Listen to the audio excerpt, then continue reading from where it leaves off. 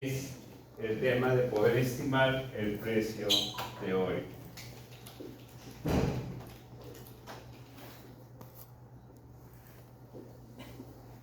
Una cosa es el precio teórico y otra cosa es el precio o valor técnico. Y lo vamos a ver en un ejercicio después de que explique este concepto. El precio o valor técnico justamente está basado en lo que es la tendencia. Tendencia del precio de la acción.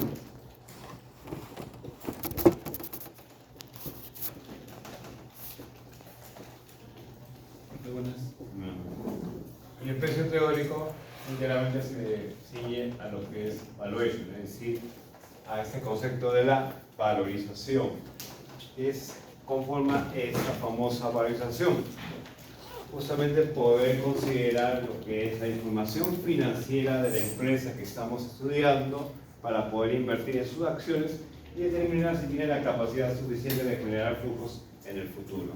Y en ese aspecto no solamente tenemos que ver los temas cuantitativos, es decir, lo que es cifra, lo que es estado financiero, sino también tenemos que fijarnos en el tema de lo que es las variables que pueden afectar la gestión de la empresa, como es la composición del directorio, la junta de accionistas, cómo está dividida las gerencias, el tema de lo que es la relación con proveedores, con clientes, es decir, todo el entorno que también está involucrado dentro de la gestión propia de la empresa. Dónde se sitúa, en qué mercado, en qué país, en qué continente, si tiene tratados con otros países, si es multinacional, etcétera. Todo eso finalmente influye en el valor que nosotros podemos estimar. Por eso dice, la estimación justamente del valor del equity, en este caso queremos seleccionar una empresa específica, va justamente con el tema de lo que es cuantificar dicho valor, es decir, estimar basado justamente en la capacidad que tenemos de conocer el histórico de ello, para poder justamente determinar si es atractivo o no para el inversionista. ¿Cuándo se va a considerar atractivo? Justamente cuando podemos capitalizar la inversión, es decir, lograr un retorno elevado que compense los costos que estamos incurriendo por estos tipos de gastos que involucran todo lo que es bolsa. Entonces, ¿qué es el aspecto cualitativo en este caso? Yo le había mencionado en forma general, aquí está básicamente analizado por las 5 fuerzas de corte que ustedes ya lo han visto en los cursos de administración. Un punto esencial siempre es la competencia, ¿no? El ingreso de nuevos competidores, eso qué cosa automáticamente se traslada como reducción en lo que es la participación del mercado. Si nosotros queremos transformar numéricamente la posibilidad que ingresen nuevos competidores, ¿cómo financieramente impacta esta variable? Íntegramente va a ir dirigida a lo que es menor volumen de ventas. ¿Por qué? Porque al momento de tener mayor competencia, los nuevos ingresantes en el mercado van a restarnos lo que es justamente el incremento o la expansión de ventas que queremos ejecutar dentro del mercado. Entonces, eso directamente va a impactar a lo que es el valor de la empresa.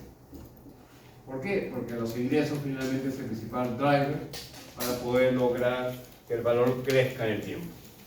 Otro punto importante es la amenaza de productos sustitutos, dependiendo en qué tipo de comercio en mercado se encuentre. Si estamos hablando de un bien de lujo, el sustituto es algo que va a estar a la mano. Pero si es un bien necesario que produce, eso podría estar no tan impactado dentro de lo que es la gestión. El tercer punto, como le dije también, está basado con los clientes, los consumidores, que ellos finalmente van a poder determinar cuánto es lo que están dispuestos a pagar en función de qué cosa, de la oferta. ¿Qué quiere decir esto? Que si la empresa es un monopolio tipo lo que es Alicor, entonces ellos tienen poder de negociación con los clientes, porque ellos concentran lo que es la principal gama de productos que se ofrecen en el mercado. Entonces, cuando nosotros estamos analizando esta empresa y queremos obtener este famoso precio teórico, no solamente nos vamos a ceñir a las cifras, sino también tenemos que conocer todos esos aspectos que pueden generar esos cambios en el valor. También está el tema de los proveedores. ¿Por qué? Los proveedores que traen consigo dentro de lo que es la gestión de una empresa. Los proveedores, ¿a qué impactan? Financieramente. En el costo. El costo de venta, exactamente. Si el poder de negociación disminuye, el costo de ventas va a sufrir. Por ende, va a trasladarse a incremento de pérdidas a la empresa. Porque el margen de ganancia entre lo que es ingreso y lo que es costo se reduce. Y eso a la larga puede generar que el costo supere el ingreso y finalmente se incurre en la quiebra. Y la final aclaración de ese punto es la rivalidad que hay entre los competidores que ya existen, ¿no? Esos competidores que estamos mapeando dentro del mercado. ¿Qué quiere decir esto? Que nosotros podemos ser líder, pero ese mantenimiento dentro de lo que es la participación no es eterna. El competidor puede tomar estrategias que busquen ampliar lo que es su participación. Hay que, por eso, siempre analizar lo que son los competidores, en este caso son las empresas semejantes a lo que ustedes eligen. Si están, por ejemplo, con el caso de una C, que han seleccionado uno de ustedes, automáticamente tengo que hacer mi radar con Cemento Pacasmayo, porque es el competidor ahí en ese caso. Siempre es importante poder identificar esos temas para ver si la fortaleza financiera de esa empresa va a generar un impacto en lo que es el mercado y restarle participación a esa empresa. Si le resta la participación, ya sabemos que eso es ventas, y ventas, menor valor de empresa. Ahora dice también, dentro del análisis implica ciertos aspectos. La estrategia que desarrolla la empresa. ¿La estrategia en qué se basa? Básicamente en lo que es inversión. La inversión que comúnmente se le llama en CAPEX. Y esta inversión puede ser, por un lado, para reposición o para expansión. ¿Qué quiere decir esto? Que yo actualmente como empresario tengo que reponer siempre lo que se va desgastando en los activos fijos. Pero si yo quiero incrementar la participación de mercado, tengo que generar una inversión en CAPEX adicional, es decir, para poder expandirme.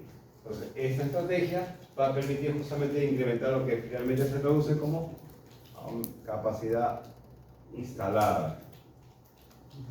La capacidad instalada justamente cuantifica hasta qué grado está a punto de generar una empresa para poder producir determinado bien, es decir, su techo que tiene basado en los activos fijos que posee.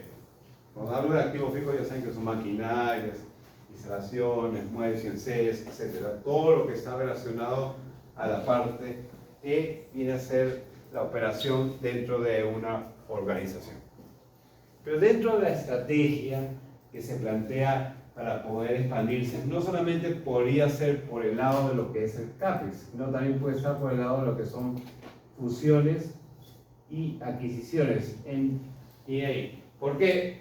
Porque básicamente las fusiones y adquisiciones permiten justamente adquirir empresas pequeñas que son parte de lo que viene a ser la actividad comercial de la organización y con ello generar una mayor sinergia, y lo que es poder reducir los costos, porque ya que hay economía de escala, permite que a medida que unificamos todas esas empresas, logramos que ese costo variable sea menor. Entonces, por ende, es una estrategia que se aplica también dentro de la parte de lo que involucra la estrategia de la empresa.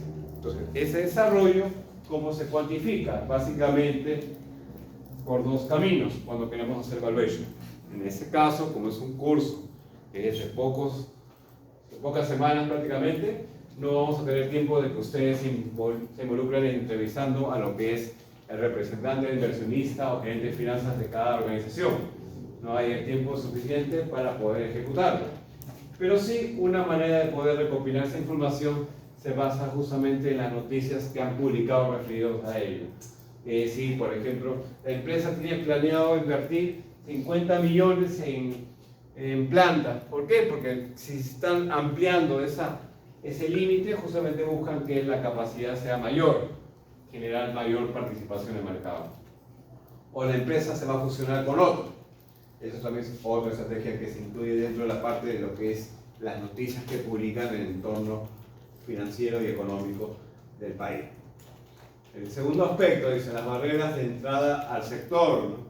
Si las barreras, por ejemplo, son empresas que son grandes, que han tenido años de antigüedad, de permanencia dentro del mercado y como que entrar nuevas organizaciones les dificulta, entonces esa participación como que en cierto modo está asegurada.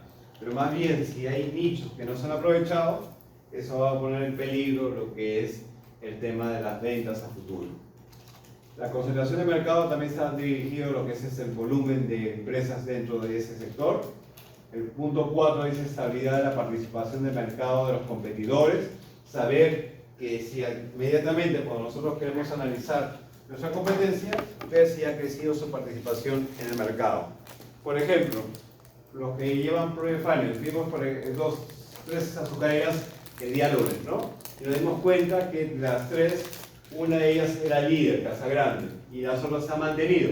Pero ¿qué pasaría si Laredo o Cartavio agarran terreno? Inmediatamente Casa Grande se pone en peligro de generar menor volumen de producción y por ende eso va a afectar a lo que es la venta y el valor de la empresa. Entonces por eso tenemos que hacer el radar, el benchmark en ese caso que siempre hace cualquier organización, se traduce también parte de lo que es el análisis de la valorización. En entorno económico también, como ya hemos visto, siempre las variables macro como el PBI por sector, la inflación, la tasa de interés, la tasa de referencia, va a impactar al valor de la empresa. Porque finalmente, si el entorno económico cae, la empresa no podría surgir, porque no hay perspectivas favorables dentro de ello, o por efectos políticos, sociales que generen ruido, y eso interfiere con el tema de las inversiones. Por eso que aquí se incluyen los otros factores que pueden incluir dentro del factor sector, ¿no? Que es básicamente ese punto negativo cuando hay huelga, cuando hay pandemias, inundaciones, etc. Entonces, una forma de poder lograr mejorar lo que es dentro de lo que es un producto y que nosotros podamos identificar que esa empresa hay oportunidad de inversión, recuerden que ustedes no solamente están invitando a estudiar la empresa porque quieren conocerla, sino quieren hacer una recomendación para saber si finalmente hay capacidad de que su valor en el tiempo crezca. Cuando el tiempo permite que crezca ese valor, dado las justificaciones razonables que se extraen por la buena estructura de la empresa, va a permitir obtener una ganancia, es decir, que el precio de hoy sea menor al precio futuro. De ahí que esa empresa se amplíe, va a basarse justamente en la estrategia de esa empresa. Entonces dice, ¿cómo se puede caracterizar? Por costos, es decir, mejora lo que es el costo de ventas, logra mejores eficiencias a través de la tecnología que permite reducir dicho valor. O el otro aspecto importante ya está dirigido a lo que es la calidad del producto, ¿no? La diferenciación propia, ¿no? Y cómo ha ido innovando con el tiempo, cómo es el área comercial y de marketing que ha permitido fortalecer y permitir canalizar que el producto que ellos comercializan llegue a todo el territorio del país, incluso pase las fronteras. Eso es importante también dentro de lo que es ese estudio. Las barreras de entrada también acá especifican que pueden ser altas o bajas. Altas se requiere una gran inversión en activos fijos, en tecnología avanzada, y bajas se necesitan barreras significativas para entrar en el mercado de nuevos competidores. Eso es lo que es la estrategia dentro de que emplear. Concentración de mercado también puede ser alta, con pocas empresas, y bajas con muchas empresas compitiendo. Eso también va a depender qué tan dinámico es ese sector donde se está estudiando y cómo es el país en que se ubica, porque no todos los países se fortalecen por un tipo de sector económico. Chile, su mejor imagen a nivel mundial son el mundo del retail. Perú no es que se caracteriza por ello. Entonces, cada economía es diferente en cada nación. Entonces, nos dice, estabilidad de participación en el mercado también dice que puede ser muy variable, indica que es un entorno altamente competitivo o estable cuando hay poca competencia dentro de ello. En el caso de estable, podría estar ubicado Bárico, ¿no? Que básicamente no tiene mayor número de competidores dentro del mercado. Y como les había indicado los factores macros, ¿no? Primeramente la tasa de interés y la disponibilidad de crédito. La disponibilidad de crédito está basado justamente en el manejo de lo que es la política monetaria, ¿no? Vamos a poner. Disponibilidad de crédito. ¿De qué depende? Recordando la teoría. Finalmente, de la política monetaria. La política monetaria, ¿qué instrumento tiene para poder inferir en lo que es el crédito? A través de la tasa de encaje o la tasa de referencia. Entonces, con estos dos instrumentos logra abaratarlo o encarecer lo que es finalmente el crédito. La oferta de fondos prestables, como se le llama en la teoría económica. Entonces, si es que el Banco Central reduce la tasa de referencia, reduce ese costo del crédito. Entonces lo expande, dispone justamente para lo que es accesibilidad ¿a qué? A que la empresa pueda emplear lo que es su inversión, tanto para reponer como para expandirse. ¿Por qué? Para poder invertir, toda organización requiere siempre de lo que es financiamiento. Y el financiamiento está atado siempre a lo que es el tema de la tasa de interés, que es lo que de ahí viene acompañado de esta disponibilidad de crédito. Las perspectivas favorables de la economía tienen que contribuir para poder fomentar que una empresa invierta, y eso se basa justamente en el crecimiento económico. Tiene que haber estabilidad de precios, es decir, que el Banco Central tiene que controlar ¿qué cosa? La inflación, justamente basado en las metas que establece de 1 o 3%, que cumpla y no sobrepase dicha banda. Y todo eso finalmente repercute en lo que es la industria, la rentabilidad y el riesgo. ¿Qué quiere decir esto? Que si la industria crece, la empresa también va a generar mayor volumen de ventas. Y ese volumen de ventas se va a traducir en un mayor crecimiento de este valor del precio teórico. Y a crecer lo que es históricamente el precio teórico, genera una brecha mayor. Y esa brecha mayor está asociada al tema del riesgo. Por eso que rentabilidad del riesgo siempre tiene que ir en la misma sintonía. No podemos excluir uno del otro. Y otros factores, por ejemplo, acá hablan, ¿no?, de los temas tecnológicos, imagen digital, lo que es influencias demográficas, envejecimiento de la población, efectos gubernamentales como los impuestos y regulación, y los conflictos sociales, por ejemplo, en este caso puede ser cambios en el consumo de tabaco, también que eso afecta a lo que es el comportamiento de consumo. Entonces dice, la estimación del valor de mercado de una acción representa su valor intrínseco o teórico o fundamental. Es decir, que el valor teórico, el precio teórico también es llamado valor fundamental. Si es que ustedes se encuentran en otros tipos de texto, también se le conoce como valor fundamental. Y este valor fundamental justamente permite estimar el valor real de esta empresa. Si este valor es menor al mercado, está sobrevaluado el mercado y por eso se espera que baje su precio. Entonces, en ese caso, se puede decir que tenemos que emplear la estrategia correspondiente. El precio que actualmente está en el mercado indica que está por encima del valor hallado en el mercado. Entonces, yo me tengo que deshacer de esa acción. Y en el segundo punto, si el valor de la acción, es decir, teórica, es mayor al mercado, entonces es una oportunidad de compra. El primero debe ser oportunidad de venta, ahí está mal el texto. Entonces, ¿cuándo va a ser de compra, cuándo sea de venta? Voy a comprar cuando voy a tener un margen de ganancia, es decir, que cuando el valor de mercado esté por debajo de lo que he calculado del valor fundamental. Eso tiene que quedar claro para poder recomendar todo eso. Entonces, para poder justamente considerar que el valor sea razonable, tengo que hacer empleo de dos métodos que comúnmente se conoce para poder estimar lo que es el valor teórico. Primeramente está lo que llamamos el flujo de caja descontado. Ustedes ya lo han visto. Y en este caso es basado para cualquier tipo de organización. Pero los bancos, financieras, empresas de seguros, etcétera, es decir, todas las empresas que conforman el sistema financiero tienen otro sistema de valorización, y ese es a través del flujo de dividendos. Ya sabemos qué son los dividendos, ¿no? Los dividendos son parte de las utilidades de la política establecida de cada empresa. Entonces, para poder ejecutar un método es casi similar lo que es el flujo de caja con el dividendo, solamente que el dividendo es un poco más extenso.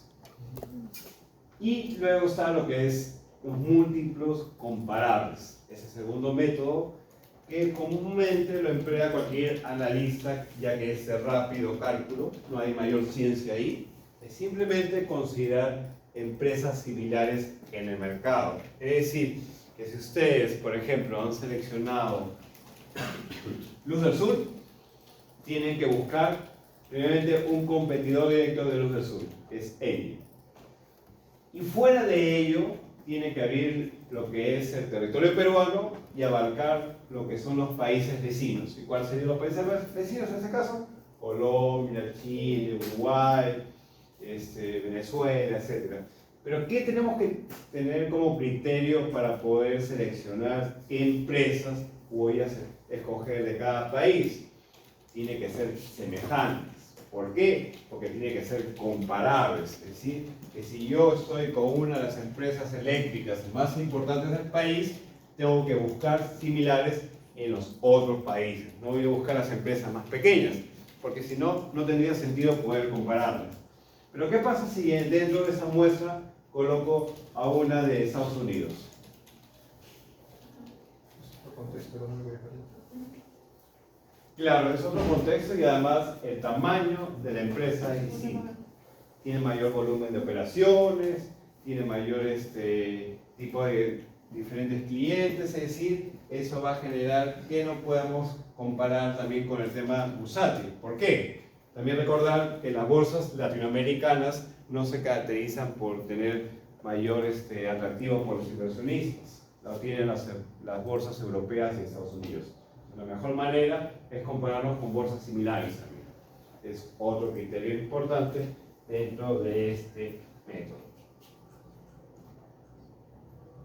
El modelo de dividendos, justamente, acá está lo que les había establecido, está basado en lo que es el crecimiento del dividendo futuro. Entonces, ¿cómo nosotros podemos determinar un crecimiento del dividendo a largo plazo?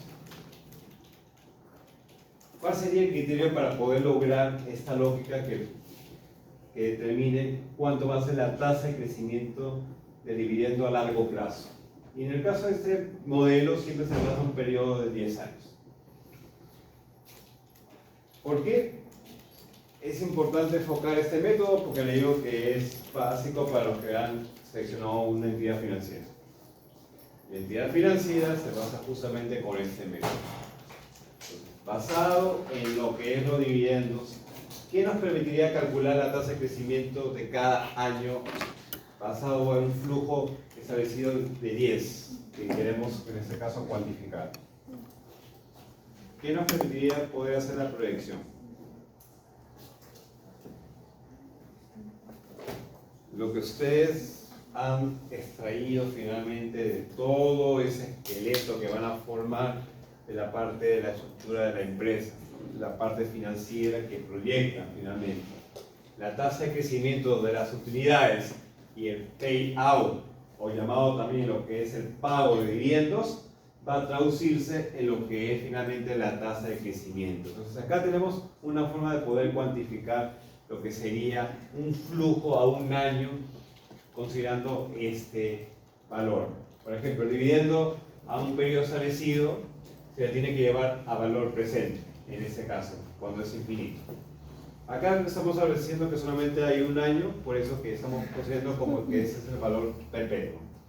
Entonces, a eso tenemos que descontarle, finalmente, la tasa propia del mercado, es decir, el COP, es decir, costo de oportunidad de capital, menos lo que vendría a ser el crecimiento constante del dividendo, que en este caso se calcula de la siguiente manera. Dice que G sería igual a la tasa anual de crecimiento de dividendos, o puede ser calculado de la siguiente manera, lo que es el ROE por 1 menos el payout. Recordando, el payout que era la política de dividendos. Si la política de dividendos es 80%, ¿cuánto debería multiplicar el ROE? Y el ROE es de 10%, imaginemos. ROE de 10% y payout de 80%.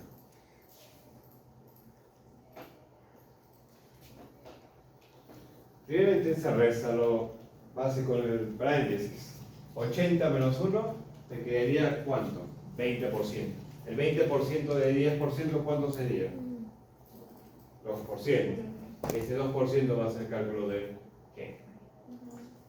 Por eso es una forma justamente de poder emplear en el caso de lo que son entidades financieras. Así que recordar bien ese punto. Igualito, eso está colgado en el campus, así que no hay problema de poder acceder a ello. Entonces dice, ¿qué pasaría con el tiempo si la acción solamente fuera de un año? Dice, ¿no? Entonces tenemos el dividendo que se recibe propio en el año y al fin de periodo, que se descuenta con la tasa del costo de oportunidad de capital.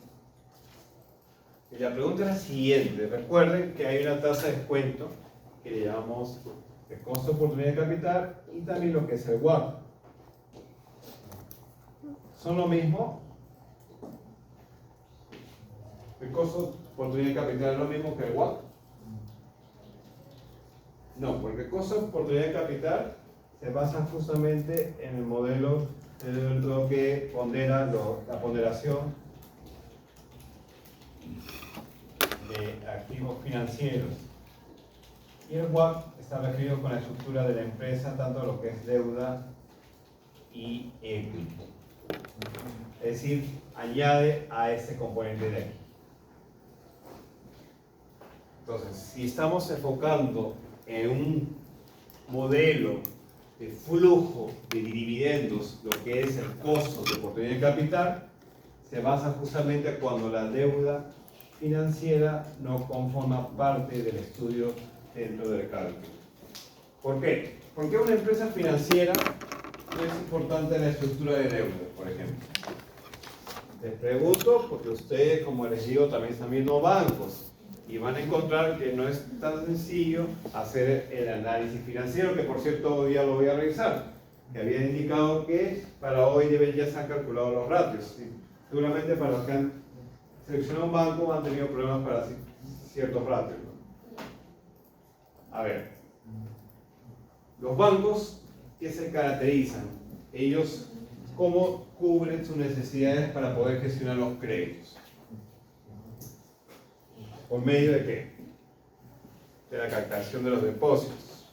Los depósitos son un compromiso, una obligación que tiene el banco con los ahorristas. Pero no es que ellos están incurriendo en el sistema financiero o en lo que es el mercado de capitales para poder captar fondos. Ellos ya tienen un sistema diferente a lo que comúnmente incurre una empresa industrial. Por eso que la estructura de deuda no es parte del análisis dentro de lo que es un banco.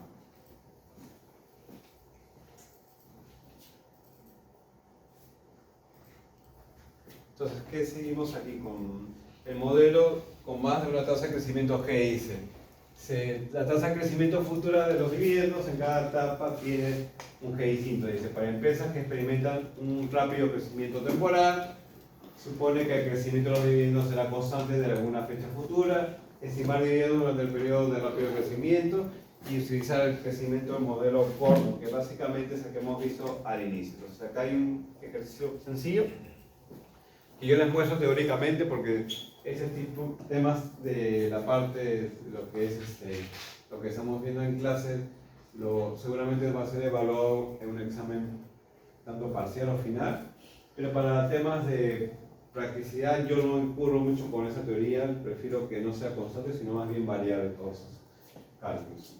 Entonces dice, el dividendo por ejemplo el año pasado puede ser de $1 en este caso, el dividendo crecerá a 12% durante 2 años, dividendo crecerá 4% después de 2 años, es decir, recién cambia la tasa de crecimiento. Esa tasa, ¿por qué puede variar? Primeramente, dependiendo del payout, es decir, la política de dividendos, y otro aspecto también, el crecimiento de las utilidades, que simplemente alimenta ese valor de dividendo. Y el retorno requerido en este caso es de 10%. ¿Qué nos dice el ejercicio aquí? Entonces, el valor de dividendo lo voy a multiplicar por 1.2 en los 2 primeros años. Y luego que tengo el año 3, lo tengo que multiplicar por la nueva tasa que es el 4%, que es la tasa que sería considerada el crecimiento. Entonces dice, identifique el primer dividendo que crecerá una tasa de crecimiento constante, el año 3 que será 4%, tomando como base final el año 2 que es de 2, y el de 2 es dividendo que crecerá la tasa de segunda etapa de 4%. Entonces aquí está el teorema que vimos lo que es el precio, que nos ha dado el valor. Por ejemplo, dice que es de 1.25 sobre la tasa de crecimiento de 10%, no, la tasa K en ese caso es de 10% y la tasa de descuento es de 4%. Entonces, finalmente el valor del precio de la acción sería en ese caso de 20.90. Es algo sencillo, solamente es reemplazar dentro de la fórmula. Lo que básicamente ese modelo lo que quiere resumir es que para poder cuantificar el valor de una acción que está ligado al sistema financiero va a ser basado únicamente con el tema del crecimiento de los dividendos. Ustedes no se van a preocupar al momento de ejecutar lo que es el crecimiento de dividendos calculando de manera separada. Para eso tienen que proyectar el P&L que va a alimentar ese dividendo. Sin asistencia de lo que son los estados de resultados, no hay manera de poder llegar a un cálculo de dividendo. No se puede basar en el histórico. ¿Por qué? Porque el histórico muchas veces hay distorsión. Por un punto esencial, la política de dividendos varía en el tiempo. La política un año puede ser 0, un año puede ser 100%, un año va a ser 20%. ¿Por qué podría variar esa política de dividendos basado en ese componente? En la necesidad de inversión. Es decir, que si la empresa necesita invertir para poder expandir, va a retener las utilidades y por ende ese payout va a caer y eso va a afectar su valor histórico si queremos considerarlo como parte del análisis. El teorema será muy sencillo, pero a la larga tenemos que siempre evaluar lo que es el futuro. Entonces acá dice, ya, y acá ahora vamos a pasar a lo que es el flujo de caja descontado, que por cierto, ese flujo de caja descontado lo vamos a hacer en una clase completa, el Excel. ¿Por qué les digo eso? Que va a ser una clase completa, porque prácticamente ¿cuántas horas dura? 3 horas, ¿no? Las 3 horas vamos a demorarnos en terminar un modelo.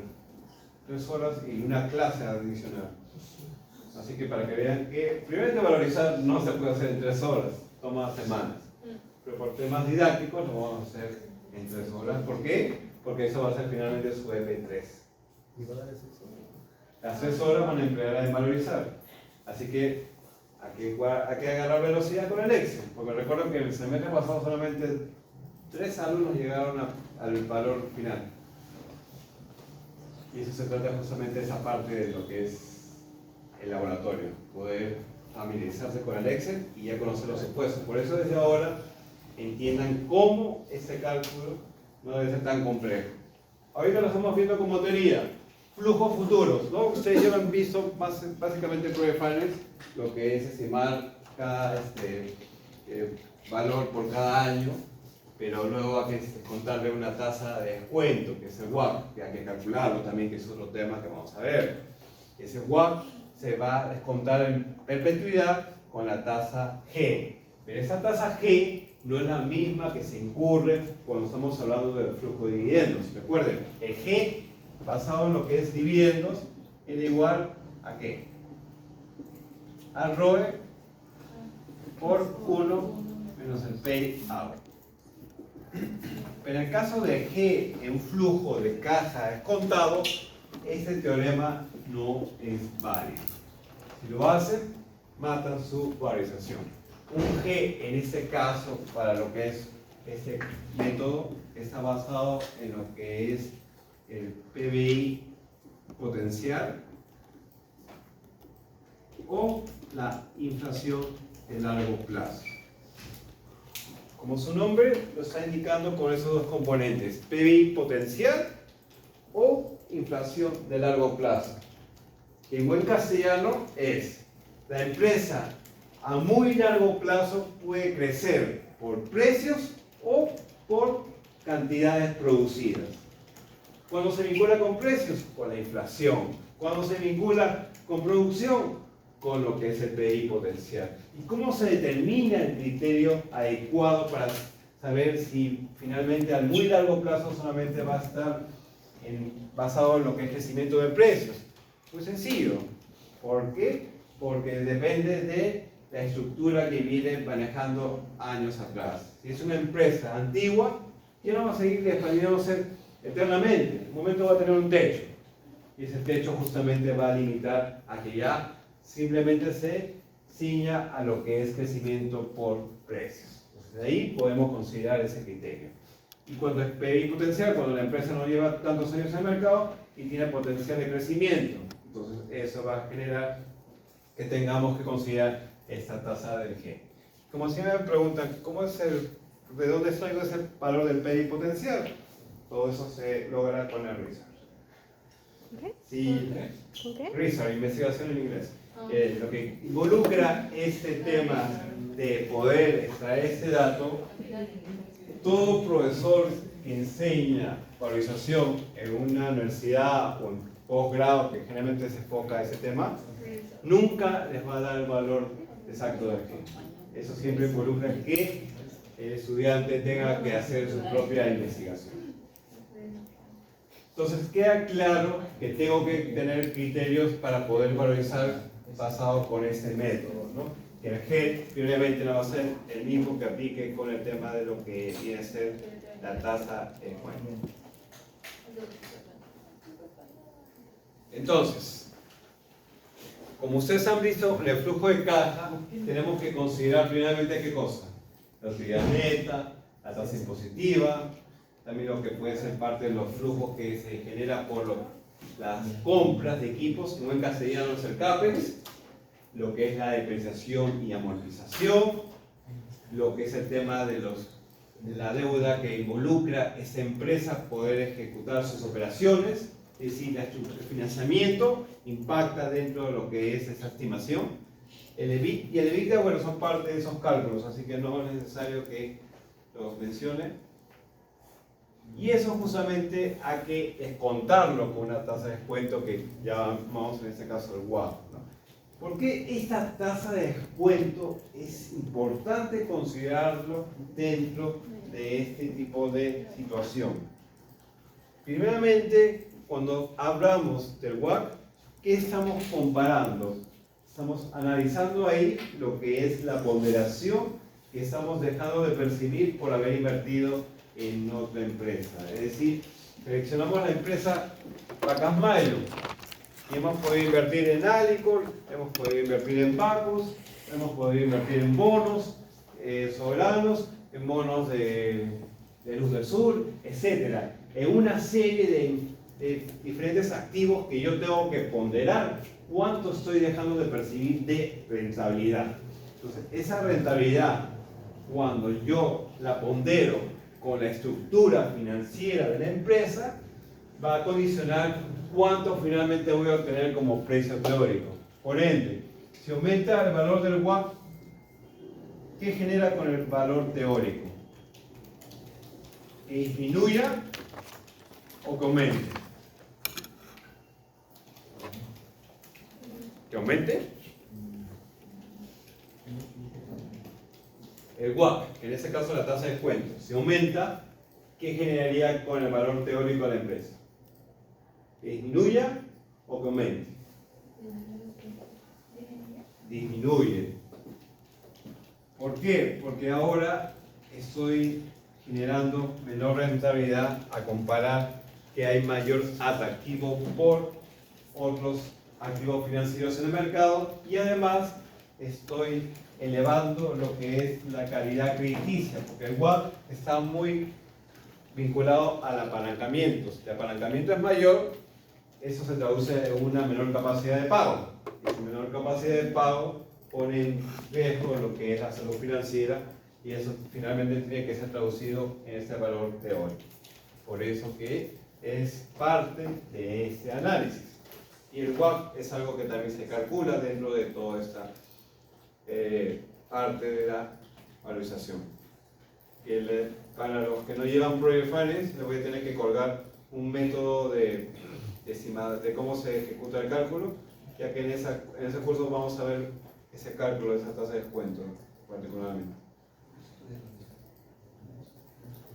Entonces, aquí viene lo que es el concepto de lo que se va descontando, ¿no? Lo que es finalmente el ingreso neto, lo que es parte de lo que llega a lo que es el cash flow, el operation, luego lo que es el EBIT, que ya sabemos que en este caso no estamos incluyendo la parte de la depreciación y amortización, y el EBITDA sí lo cuantifica ese efecto, ¿no? Es una forma de poder añadir lo que está distribuido en el costo de ventas, gasto de administración y gastos de administración y gasto de ventas. Entonces dice, estos métodos cumplen con las siguientes condiciones. La compañía en este caso no paga dividendos, la compañía paga dividendos, pero dicho pago no guarda relación con su capacidad de generar recursos y el inversionista tiene una perspectiva sobre control sobre la compañía.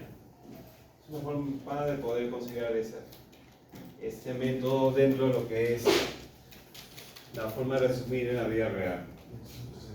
También ahora estamos viendo lo que les había mencionado, ¿no? Los comparables, ¿no? Que en este caso tenemos que utilizar el benchmark, poder lograr que introduzcamos empresas que estén en el mismo sector, mismo tipo de perspectiva de crecimiento en el mercado, todo ello. No podemos considerar empresas muy distintas en lo que es básicamente ese análisis. Bien, bueno, luego sigue lo que es lo que es la parte de los ratios, pero bueno, lo que vamos a hacer ahora ya es algo más práctico, porque ya que hemos